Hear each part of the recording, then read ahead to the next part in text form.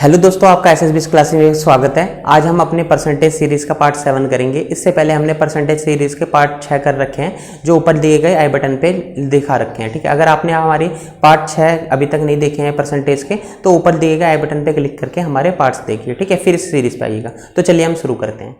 हमारा क्वेश्चन क्या है, एक परीक्षा में उत्तीर्ण होने के लिए 40% अंक अनिवार्य हैं। ठीक है, परीक्षा में उत्तीर्ण होने के लिए कितने परसेंट अंक अनिवार्य हैं? हमने बोला 40% अंक अनिवार्य हैं। ठीक है, उसके बाद में क्या बोल रहा है वो, 220 अंक लाता है, प्राप्त होते हैं तो वो फेल हो जाता है। क्या होता है, एक प्रतियोगी को 220 अंक प्राप्त होते हैं और वो 20 अंकों से असफल हो जाता है। मतलब वो 220 अंक लाएगा तो वो फेल हो जाएगा, और 20 और जुड़ते तो वो पास हो जाता है। मतलब 220 में अगर 20 जुड़ेंगे तो कितना हो जाएगा, 240 हो जाएगा, और इतने अंक लाएगा तो पास हो जाएगा। और परसेंटेज में वो चीज कितनी, 40%। मतलब 40% की वैल्यू क्या है, 240 है। 220 में हमने क्या जोड़ा, 20 नंबर जोड़े तो क्या हो गया हमारा 240, क्योंकि 220 में हमारा फेल हो रहा था, और 20 अगर उसमें जोड़ेंगे तो पास हो जाएगा। मतलब 240 नंबर यहाँ पे जो पास होने के लिए, और वो चीज परसेंटेज में कितनी है, 40% है। अब पूछा क्या है, उसने पूछा है तो परीक्षा में अधिकतम अंक कितने हैं। अधिकतम अंक तो हमें पता है 100% होते हैं, तो हम काट देते हैं। 4 6 24 और 0, तो 10% की वैल्यू कितनी आ गई, 60 आ गई। तो हमें कितना चाहिए, 100% चाहिए, तो एक 0 यहाँ ला दी, एक 0 ला दी, तो 100% की वैल्यू कितनी होगी, 600।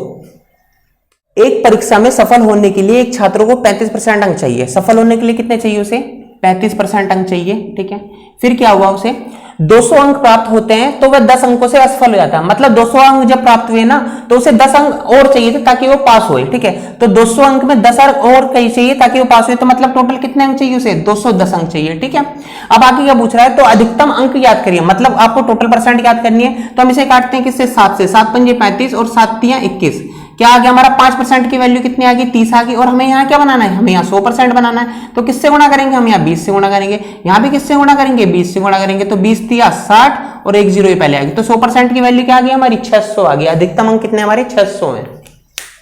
नेक्स्ट क्वेश्चन क्या है हमारा, एक परीक्षा में सफल होने के लिए एक छात्र को 33% अंक चाहिए। सफल होने के लिए कितने चाहिए उसे, 33% अंक चाहिए। ठीक है, और क्या हुआ, उसे 125 अंक मिलते हैं और 140 अंकों से वो असफल हो जाता है। 125 अंक मिले लेकिन तब वो असफल नहीं हुआ, वो पास नहीं हुआ, तब भी वो क्या हो रहा है, फेल हो रहा है। ठीक है, 125 अंक मिलने फेल हो रहा है। कितने अंकों से फेल हो रहा है, 40 अंक और उससे वो फेल हो रहा है। कहने का अर्थ है, अगर 125 हमारे अंक है और उसमें से क्या होते, 40 और मिल जाते तो वो पास हो जाता। तो 125 में अगर 40 जोड़ेंगे तो हमारा कितना आएगा, 165 आएगा। अब क्या पूछा हुआ है, तो परीक्षा में अधिकतम अंक कितने थे। मतलब टोटल अंक पूछ रहा है, ये किससे कटेगा, ये पूरा पूरा देखो 3 से कटेगा। किससे कटेगा, सॉरी 5 से कटेगा। इसमें 3 से गुणा करते हैं तो क्या आएगा, 5 तियां 15, यूनिट डिजिट देखेंगे हम, ये वाली यूनिट डिजिट। तो 5 तियां 15 और 5 तियां 15 एक 16, तो मतलब पूरा पूरा कट रहा है। कितनी वैल्यू आ गई, 1% की वैल्यू कितनी आ गई, 5 आ गई। जब यहाँ कुछ नहीं होता तो 1% होता है। अब यहाँ हमें क्या बनाना है, 100 बनाना है, तो 2 0 यहाँ आई, 2 0 यहाँ लगाई, तो 100% की वैल्यू कितनी आ गई, 500 आ गई। अधिकतम अंक कितने हमारे, 500 है।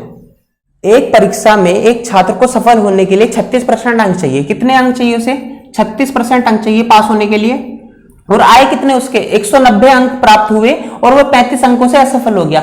मतलब 190 में अगर 35 अंक और मिलते तो वो क्या हो जाता, पास हो जाता। ठीक है, क्योंकि 190 में तो फेल हो गया, कितने नंबर से और फेल हुआ है कि 35 नंबर से फेल हुआ, मतलब 35 उसके कम आए पास होने में, जब 190 आए। तो अगर 190 में हमारे 35 जुड़ जाएगा तो क्या आ जाएगा, वो पास हो जाएगा। तो 190 में 35 जुड़ेंगे तो कितना आएगा हमारा, 225 आएगा। क्या आ जाएगा, 190 में 35 जुड़ेंगे तो 225 आएगा। अब हमें क्या चाहिए, तो परीक्षा का अधिकतम अंक, मतलब परीक्षा में जो टोटल अंक चाहिए वो चाहिए। ठीक है, तो हम इसे काटते हैं, 5 2 7 2 9, ये 2 से कटेगा, 9 चौक 36 और क्या है हमारा, 9 दूनी 18 और 9 पंजे 45। 4% की वैल्यू कितनी आएगी, 25 आ गई। हमें यहाँ चाहिए 100% चाहिए। किससे गुणा करेंगे, 25 से गुणा। तो यहाँ भी गुणा किससे करेंगे, 25 से गुणा। 25 से 25 गुणा आएगी तो क्या आएगा, 625 आएगा। तो 100% की वैल्यू कितनी आएगी, 625। 100% मतलब अधिकतम अंक क्या है हमारे, 625 है। नेक्स्ट क्वेश्चन क्या है हमारा, एक छात्र को पास होने के लिए कुल अंक का 33% अंक प्राप्त हुए। ठीक है, मतलब उसे कितने अंक प्राप्त हुए, 33% पे वो क्या हो जाता है, पास हो जाता है। उसे कुल अंक 25% प्राप्त होते तो 40 अंकों से फेल हो जाता। ठीक है, मतलब क्या हुआ, जब उसे 33 अंक प्राप्त थे, जैसे हमारी टाइम लाइन हुई, इसे ऐसे नहीं बनाना, अगर आप पेपर में करोगे, ये केवल सिखाने के लिए। अगर उसे 33% अंक पास प्राप्त होते तो वो क्या होता है, यहाँ पे पास हो जाता। लेकिन क्या बोला है, 25% अंक प्राप्त हुए, मतलब उसे कम अंक प्राप्त हुए। कितने, 25% अंक प्राप्त हुए, तो क्या हुआ, 40 अंकों से असफल हो गया। मतलब उसे यहां से यहां तक आने के लिए कितने अंक चाहिए थे, 40 नंबर चाहिए थे। ठीक है, तो परसेंटेज में वो चीज कितनी हो रही है हमारी यहां से, ठीक है, 5 3 8% हो रही है। ठीक है, और वो चीज नंबर में कितनी हो रही है वहां, 40। अगर यहां से हम 25 से 33 तक जाएंगे तो कितना बढ़ाना पड़ेगा हमें, 8% बढ़ाना पड़ेगा। और वो नंबरों में कितना बढ़ा रहे हैं हम, 40, परसेंटेज और नंबर। ठीक है, तो हमने क्या बोला, 8 से क्या कटा, ये कटा, तो क्या आया हमारा 8 पंजे 40। तो 1% की वैल्यू कितनी आई हमारी 5, 100% की वैल्यू कितनी आएगी 500। ठीक है, ये हमें टाइमलाइन बनानी नहीं है पेपर में, सीधा हमें क्या करना है, सीधा क्या करना है, हमें सीधा देखना है कि बोल रहा है वो 33% अंक पर लिए तो वो पास हो गया, 33% से तो पास हो गया। ठीक है, उसके बाद में क्या हुआ, 25 अंक प्राप्त हुए तो फेल हो गया। अब कितने से फेल हुआ, 40 अंकों से। तो हमने क्या सीधा देखना है, 33% से सीधा 25% की माइनस करनी है, क्योंकि 25% पे तो फेल हुआ है ना, तो 25 से 33 घटेगा, कितना आएगा हमारा 8% आएगा। तो 8% ये जो है, इतने भी जो इतने अंक है, इतने अंक मिलते तो पास हो जाता है ना, 25 से 8% ज्यादा मिलते, मतलब 33 बन जाते तो पास हो जाता। तो ये परसेंटेज ये है जिसमें पास होता, और नंबर में वो चीज कितनी है, वो है हमारी 40% है। तो वैसे ही काटेंगे क्या, 8 पंजे 40, 1% की वैल्यू 5, तो 100% की वैल्यू 500। ठीक है, नेक्स्ट क्वेश्चन क्या है हमारा, दो विद्यार्थी एक परीक्षा में शामिल होते हैं, एक छात्र को दूसरे छात्र से 9 अंक अधिक मिलते हैं। ठीक है, उसके अंक दोनों के अंकों के योग का 56% है, तो उनका प्राप्तांक क्या होगा। ठीक है, मान लीजिए एक जो है को x मिलते हैं, दूसरे को x प्लस में y मिलते हैं, मतलब एक जो है x मिलते हैं और दूसरे को क्या मिलने हैं, x प्लस y मिलने हैं। ऐसा क्यों है, क्योंकि ये क्वेश्चन ने दे रखा है क्या कि भाई उसके अंक दोनों के अंकों के योग का 56% है। ठीक है, दोनों के अंक के योग का कितना 56% है। ठीक है, अगर ये 100 है, दोनों के अंक के योग 100 है, तो इसका 56% हो, क्या है इसका 56% है पहले वाले का अंक। ठीक है, एक बार फिर से क्वेश्चन पढ़ लीजिए, दो विद्यार्थी एक परीक्षा में शामिल होते हैं, एक छात्र को दूसरे से 9 अंक ज्यादा मिलते हैं। अभी ये तो हम सोल्व नहीं कर सकते, आगे देखते हैं। उसके अंक दोनों के अंकों के योग का 56% है। ठीक है, उसके अंक दोनों के अंक के योग का 56% है। ठीक है, दोनों के अंक के योग का क्या 56% है। ये चीज कैसे लिखेंगे, दोनों के अंक के योग का, देखो उसके अंक दोनों के, दोनों मतलब दोनों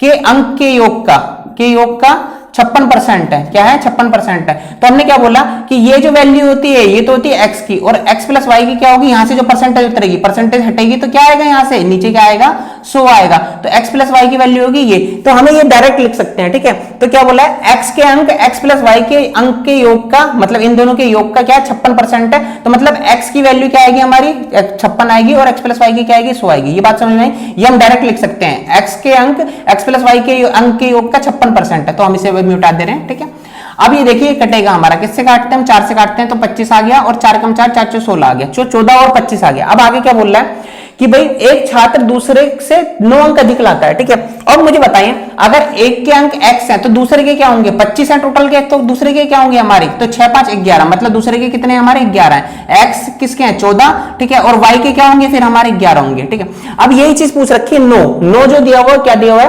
एक छात्र को दूसरे से 9 अंक ज्यादा मिलते हैं। मुझे बताओ, यहाँ छात्र x ये है और y के कितना है ये है, तो इन दोनों को कितने अंक यहाँ पे ज्यादा मिलने हैं, यूनिट में कितने, 14 यहाँ x को मिल रही है और y को कितनी मिल रही है 11, तो यहाँ कितना डिफरेंस है, यहाँ डिफरेंस है 3 का, और वहां पे कितना है 3 नंबर है। ठीक है, यहाँ 3 यूनिट की वैल्यू वहां कितनी दे रखी है, 9 अंक दे रखी है। तो अगर हम काटेंगे तो क्या होगा, 3 3 9, तो 1 यूनिट की वैल्यू क्या आ गई 3 आ गई। पूछा क्या है, तो उनका प्राप्तांक क्या होगा, तो उनका प्राप्तांक निकालना, तो 1 यूनिट की वैल्यू 3 आ गई, तो हम 14 की 14 3 42 आ जाएगा, और 11 की निकाले तो 11 3 33 आ जाएगा। तो x की वैल्यू क्या आएगी हमारी 42 आएगी, और y की वैल्यू क्या आएगी हमारी 33 आएगी। ठीक है, नेक्स्ट क्वेश्चन क्या है हमारा, एक कक्षा में लड़कियों की संख्या लड़कों से 20% अधिक है। अब ये लिख लेते हैं हम, लड़कियों की संख्या गर्ल्स बॉयज से कितना है 20% अधिक है, मतलब 5 की चीज 6 हो रही है बॉयज से, बॉयज अगर 5 है तो लड़कियों की संख्या 20% आएगी, तो मतलब लड़कियां 6 हो रही है, 5 की चीज क्या होगी 6 होगी। क्यों, 20% की वैल्यू क्या होती है 1/5, 5 में 1 जुड़ जाएगा तो 6 हो जाएगा। बॉयज हमारे 5 थे, लड़कियों की संख्या 6 होगी, क्योंकि लड़कियों की संख्या अधिक है।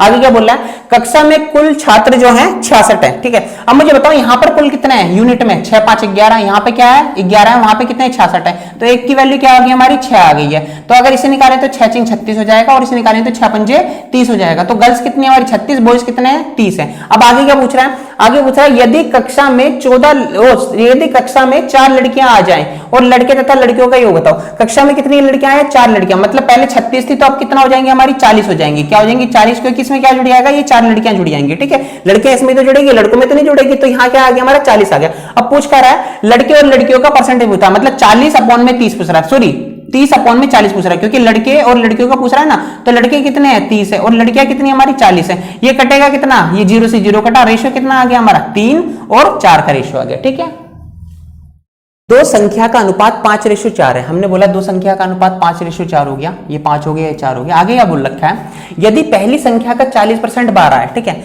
इसका 40% निकालना है। क्या निकालना है 40%, अगर इसका 40% निकालना है तो मतलब 40 से गुणा कर देना, तो 4 पंजे 20, ठीक है, 4 पंजे 20 आया। अब देखिए 5 का 40% क्या 20 हो सकता है? हमने बोला नहीं हो सकता। तो क्या 2 हो सकता है? हमने बोला हाँ बिल्कुल हो सकता है। क्या हो गया? 2 हो गया। कैसे करा एक बार देख लीजिए। हमने बोला 5 का 40% निकालना है। क्या निकालना है? 40% निकालना है। अगर हम 40 से 5 4 के 5 क्यों आए? 4 पंजे 20 और एक जीरो ये आ गई, तो कितना आ गया? 200 आ गया। और परसेंटेज है, परसेंटेज का मतलब क्या होता है? 1 बटे में 100 होता है, तो इससे परसेंटेज कटा तो कितना? 2 आ गया। ये हमें मौखिक करना है। क्या करना है? मौखिक करना है। तो हमने क्या करा, 5 का 40% निकाला तो सीधा 4 से गुणा कर दी। 4 पंजे 20 तो 20 आ रहा। लेकिन हमने देखा कि भैया 5 का 40% 20 तो हो नहीं सकता, मतलब ज्यादा कहां होगा? कम ही तो होगा 40%, तो मतलब कम होगा तो क्या होगा हमारा? 2 होगा। हमने बोला हाँ 2 होगा। ठीक है, उसके बाद में क्या बोला हुआ है कि 40% जो है 12 है। 40% कितना? 12 है। मतलब यूनिट में जो है 40% वो 2 है, और उसमें क्या दे रखी है? वैल्यू क्या दे रखी है? 12। कितनी दे रखी है? वो वैल्यू 12 दे रखी है। ठीक है, तो 2 की वैल्यू 12, तो 1 की वैल्यू क्या आएगी हमारी? 1 की वैल्यू आएगी 6। 1 यूनिट की वैल्यू कितनी आ रही है? 6 आ रही है। तो इसकी निकालेंगे हम, क्या आएगा? 6 पंजे 30। इसके निकालेंगे क्या आएगा? 6 चौक 24। मतलब एक की वैल्यू क्या है? 30 है, दूसरे की क्या है? 24 है। अब क्या पूछा हुआ है? तो दूसरी संख्या का 50% बताइए। तो ये दूसरी संख्या है, ये पहली दूसरी, इसका 50% क्या होता है? मतलब आधा। 50% का मतलब आधा होता है, तो इसका आधा क्या हो जाएगा हमारा? 12 हो जाएगा। कितना हो जाएगा? 12। ठीक है, नेक्स्ट क्वेश्चन क्या है हमारा? किसी वस्तु के मूल्य में R% की वृद्धि कर दी गई, बाद में नए मूल्य में पुनः R% की कमी कर दी गई। यदि अब वस्तु का मूल्य 1 रुपए, पहले ये देखो R% की पहले वृद्धि हुई है फिर कमी हुई है, तो हमने बोला था 2 लगातार वृद्धि या कमी कैसे करते हैं? R% की वृद्धि का मतलब क्या होता है कि भाई प्लस R हो गया, फिर कमी हो रही है अगली बार तो माइनस R हो गया। अब ये माइनस और प्लस क्या होगा? माइनस होगा, इंटू में R इंटू R, ये R और ये R की गुणा हो जाएगी, अपॉन में क्या आएगा हमारा? 100 आएगा।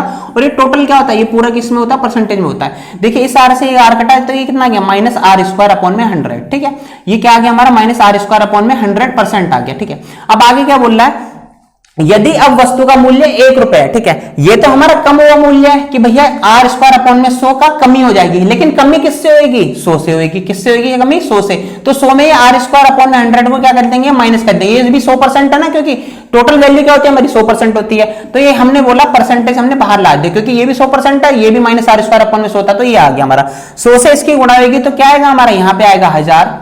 ठीक है, सॉरी 10,000 आएगा। ठीक है, और क्या आएगा? R² अपॉन में क्या आ जाएगा हमारा? 100 आ जाएगा। ठीक है, ये सारा हमारा किसमें है? परसेंटेज में। इसकी वैल्यू क्या दी हुई है? ये जो आपकी ओरिजिनल वैल्यू में से ये R² अपॉन में 100 को माइनस करा, तो रिजल्ट क्या आया? रिजल्ट आया हमारा 1। कितना आया हमारा? 1 आया है। अब क्या बोल रहा है? तो आरंभिक मूल्य याद करिए। आरंभिक मूल्य क्या होता है किसी भी चीज का? 100% होता है। तो पहले मैं इसे यहां ले आता हूं। ठीक है, 1% की वैल्यू क्या आ गई? यहां पे गया तो ये क्या? 2 जीरो ये आ गई, और अपॉन में ये पूरा उतर जाएगा, तो कितना आएगा?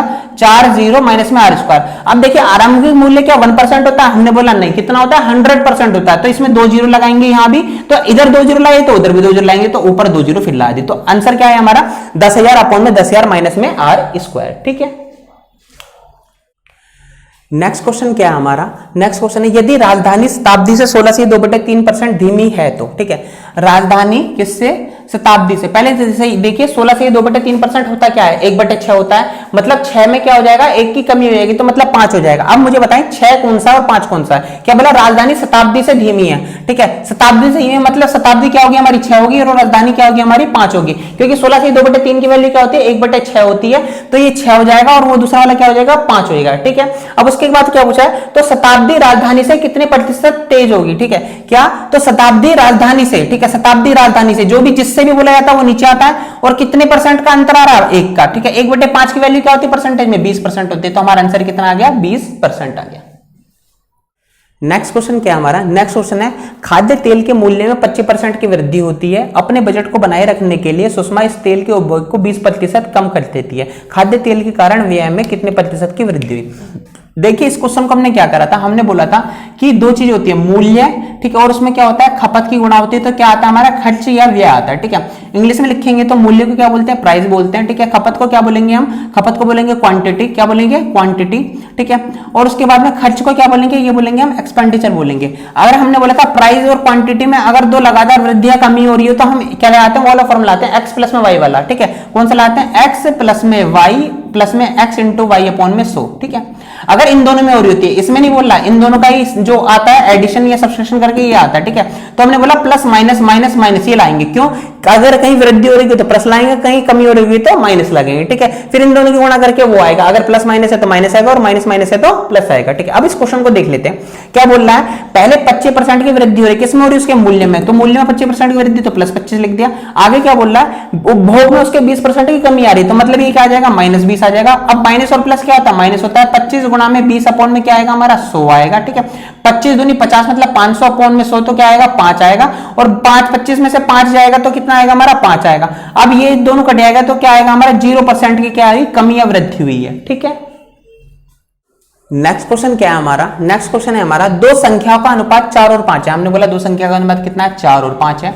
आगे क्या बोल रहा है, जब पहली संख्या में 20% बढ़ाया जाता है, ठीक है। वैसे तो हम इसमें 0 भी ला सकते थे, ठीक है। मैंने बोला था ना कि अगर हम क्या कहते हैं किसी भी चीज की रेशियो की परसेंटेज आसान बनानी तो 2 0 ला लेते हैं, लेकिन हम देख लेते हैं क्या ये सिंपल भी हो सकता है। हमने बोला क्या कि पहली संख्या में 20% बढ़ाई जाती है, कितने परसेंट बढ़ाई जाती है 20%, तो 20% बढ़ाई का मतलब क्या हो रहा है, यहाँ 12 से गुणा हो रही है, किससे गुणा हो रही है 12 से, तो सीधा लिखेंगे क्या हम 12 चौक 48 मतलब 4.8। कैसे करा मैंने, देखो 4 का अगर हम 20% बढ़ाएं, 20% का मतलब क्या होता है 10 की चीज क्या हो जाएगी हमारी 12 हो जाएगी, ठीक है। ये तो होता है 10 की चीज क्या हो जाएगी 12 हो जाएगी। नहीं तो अगर हम दूसरे तरीके से लिखें तो क्या होगा 20% मतलब 5 की चीज क्या हो जाएगी 6 हो जाएगी, ठीक है।